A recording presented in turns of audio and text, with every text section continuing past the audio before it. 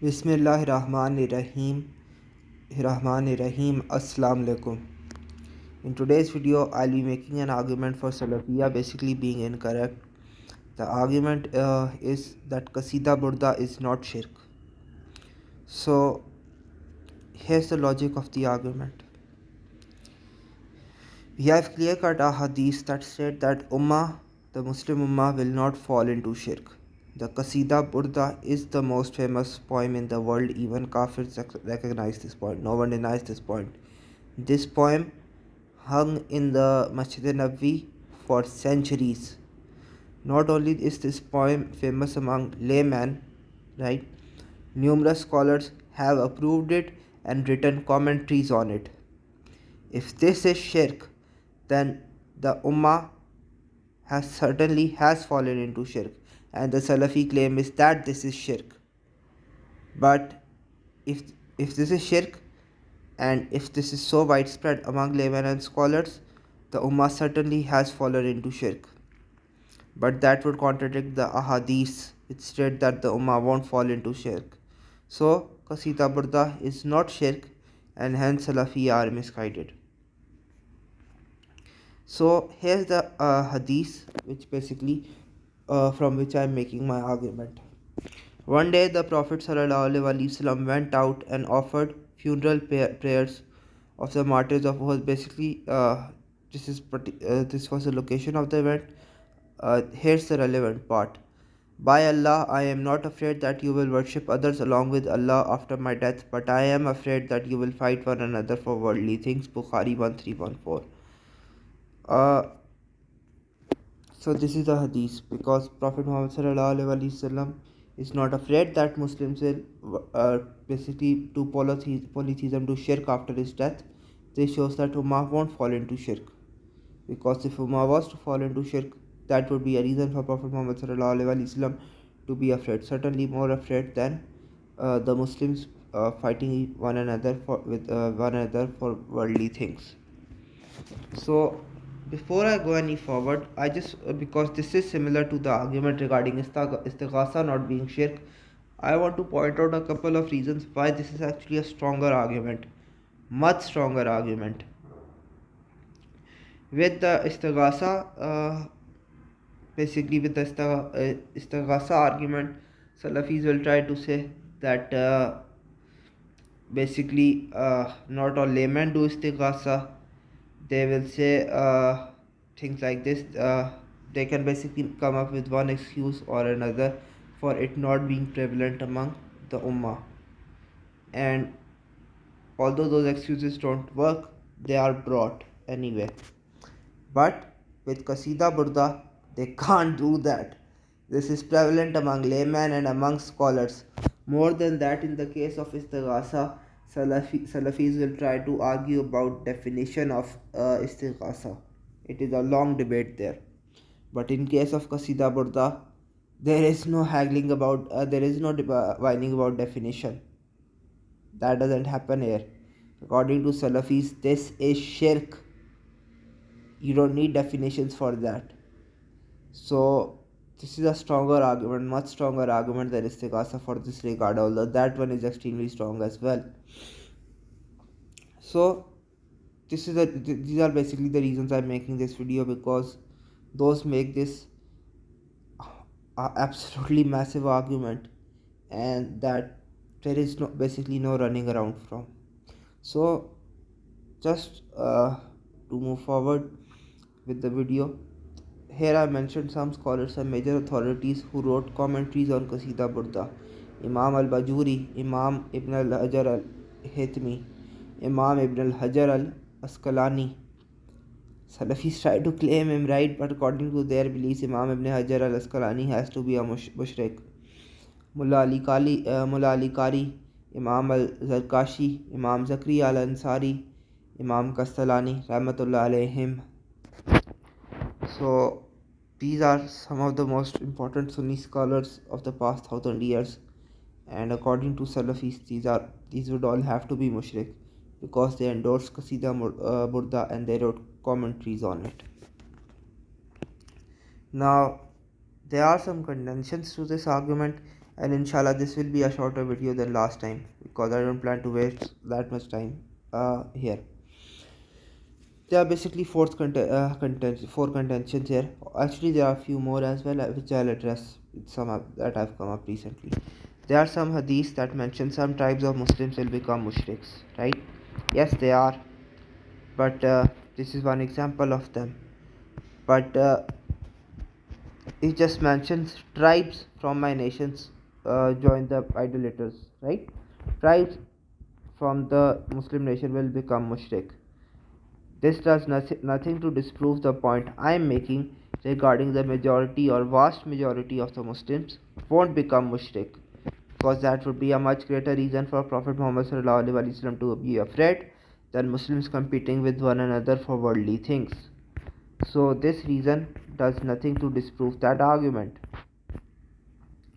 The second point is regarding hadith of regarding poverty. Prophet Muhammad ﷺ basically in this hadith says that he is not afraid of poverty for us. He is afraid that people will be wealthy people will become wealthy and will compete for that wealth. This is what he is afraid of for the ummah. So the Salafi claim is that because Prophet Muhammad ﷺ is not afraid of poverty for the people, still there is massive poverty. So my argument fails because Prophet Muhammad ﷺ is not afraid of ummah falling into shirk, yet there is still massive shirk. This contention doesn't work, and to be honest, it's quite pathetic if I'm being frank, and I'll give a few reasons why. Firstly, there is no intrinsic reason to fear poverty. Poverty will not land a person into hellfire, right? It won't lead to ruin in and of itself. But competing for worldly things and going too far in it will ruin the hereafter. No one will disagree with that.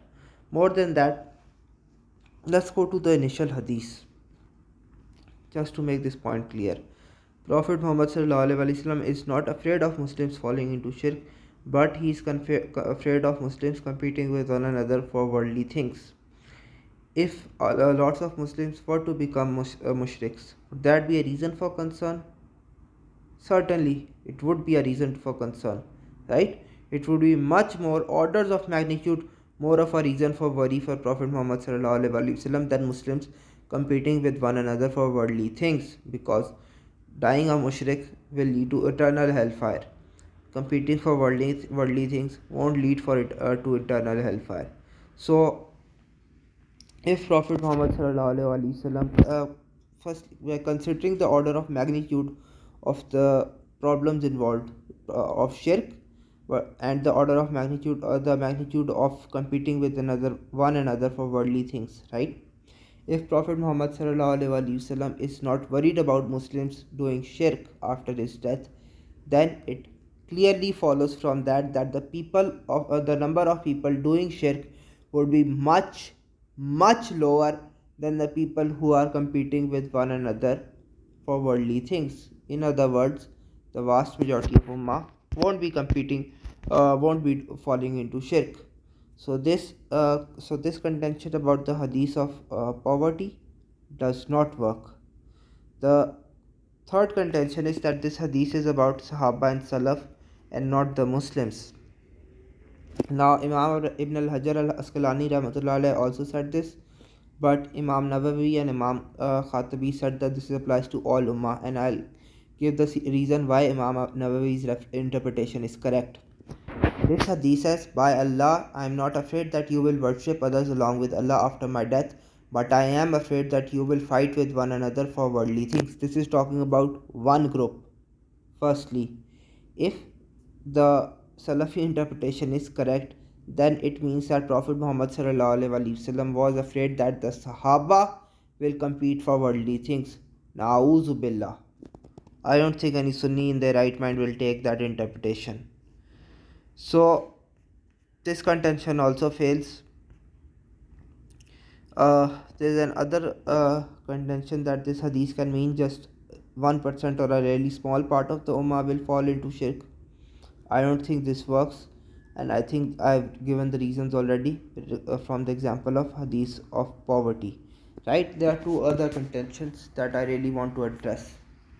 One contention is that basically a large group such as the Shias, right? Shias are 10% of the Muslim population and they fell into shirk. So that causes problems with the interpretation I'm using. Uh, Here's the response to this. I don't think it does, for a very simple reason. The hadith doesn't say all of the ummah will fall into shirk, right? And while 10% is in and of itself a big number, it is nothing compared to 80 or 90% of the ummah falling into shirk, which is basically the amount of Sunnis. So that doesn't work for the reason that I give. There is another contention that there are a hadith about Prophet Muhammad sallallahu alaihi wasallam basically warning others not to do shirk after his death, and this shows that he was afraid that basically that he thought that the ummah will fall into shirk. It doesn't. Here's a simple reason, because there are two reasons for this. One, just because Prophet Muhammad is warning others not to do something, right? It doesn't follow from that a really large portion of the Ummah will end up doing things, that particular thing. Secondly, and here's the important part, this is an implicit point. This hadith regarding him saying that Ummah won't fall into shirk is an explicit point. It is clear cut.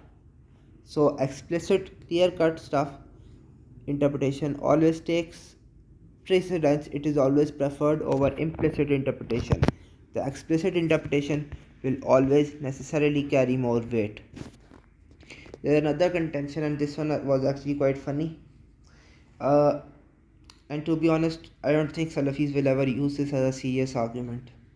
But one Salafi claimed, I'm not going to say who, he basically claimed that it is possible that the Ummah lives on for a really long time. So till now basically most of the people, almost all, have been mushrik, but it is possible in the long run there will be more Muslims, more Salafis, so this hadith would still ring true.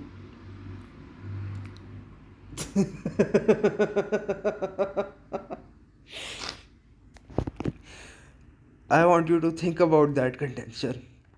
And if someone has to make that contention, I want you to think how desperate their position is. Inshallah, I hope you have enjoyed this video. I won't be focusing much on Salafis because, to be honest, that is not the work I am interested in. I am interested in debating Orientalists and atheists. That's my main focus. And inshallah, I have some more videos coming regarding Hadith preservation. I am doing some research on that part, and inshallah, I'll be making more content refuting atheists. Especially, I intend to focus heavily on Darwinian evolution and refuting that, and basically pointing out the blind faith of atheists in that regard. Till next, inshallah, I hope you have enjoyed this video. Please like the video and share it if you do. Till next time, assalamu alaikum.